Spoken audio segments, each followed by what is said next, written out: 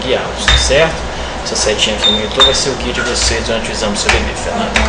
Tamanhozão já do seu bebê, Fernanda, ó, tá vendo? Quase falando aí dentro, tá vendo? Então é isso que a gente espera mesmo. Cada nova ecografia a gente tem que ter evolução inerente ao espaço de tempo, tá certo? Bom, toda essa parte escura que vocês estão vendo em volta do bebê de vocês, tudo isso aí é líquido amniótico. Então vocês vão observar ao longo do exame que é bagunça, mexe o tempo todo. E é isso que a gente espera, um período da gravidez que eu tenho espaço e tenho evolução cerebral. A gente preocupa com quem não mexe, tá certo? Dois objetivos principais nessa avaliação de hoje. Hoje é o período que a gente começa a trabalhar com formação, com morfologia. Vocês vão ver que a gente já vai definir uma série de parâmetros e a partir dessa ecografia, cada nova ecografia, a gente vai juntando os parâmetros de formação do bebê de vocês. Mas tendo como referência essa para ver o... Não.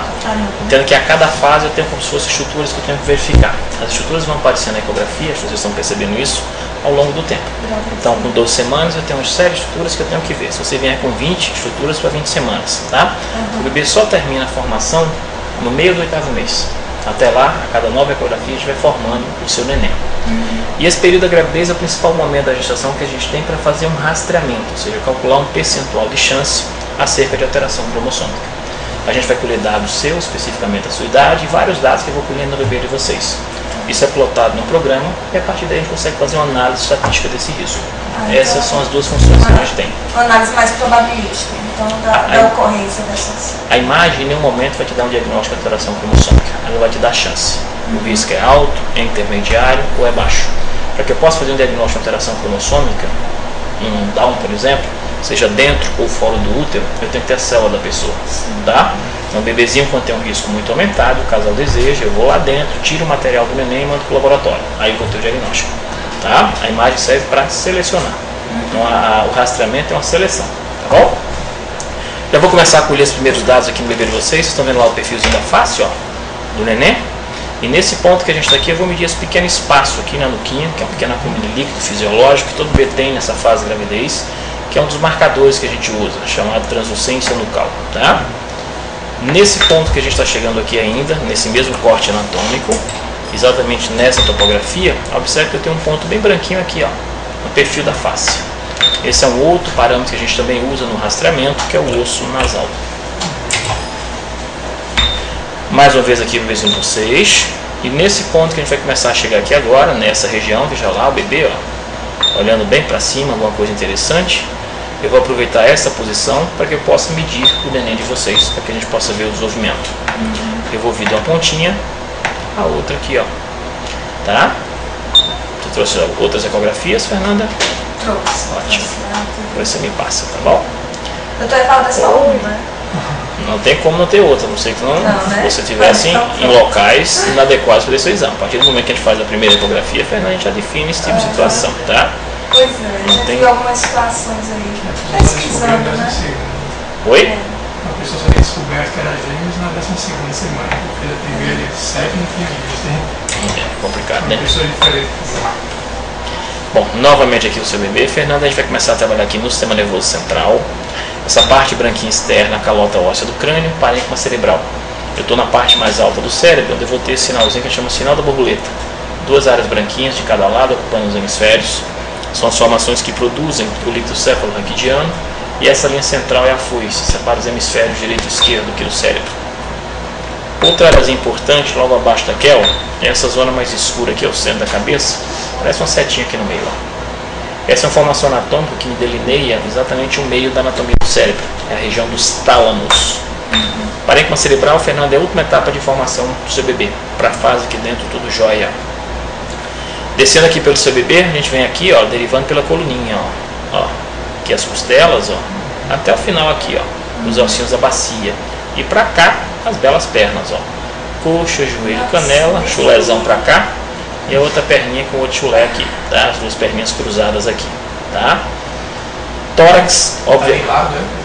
Tá de lado, né? É, tá de lado com as pernonas para cima, tá vendo, ó?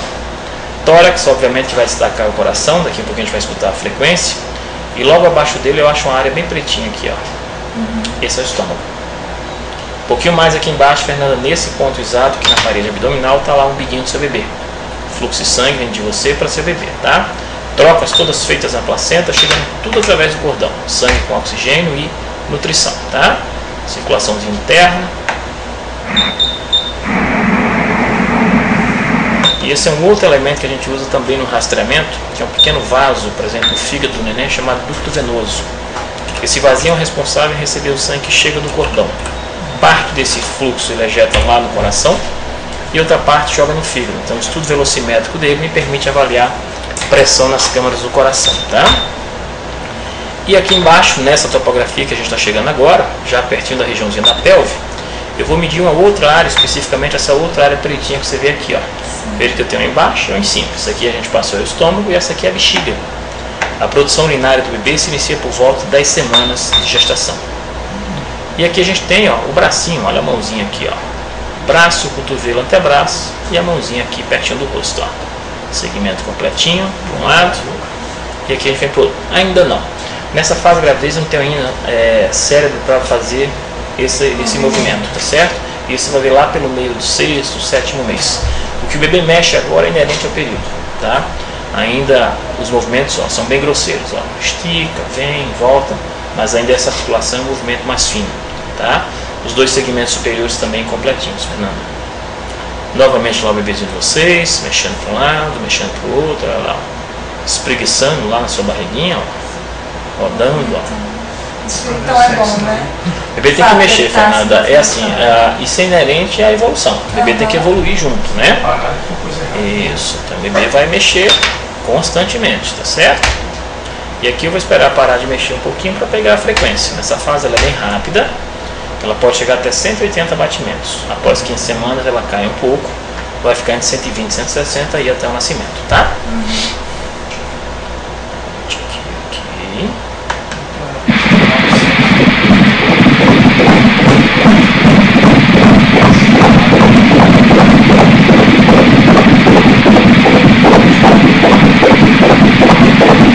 164, completamente normal para a fase. E essa formação que você está vendo aqui, ó, parece uma massa, sua placenta. Daqui que acontecem as trocas entre você e o seu bebê, tá?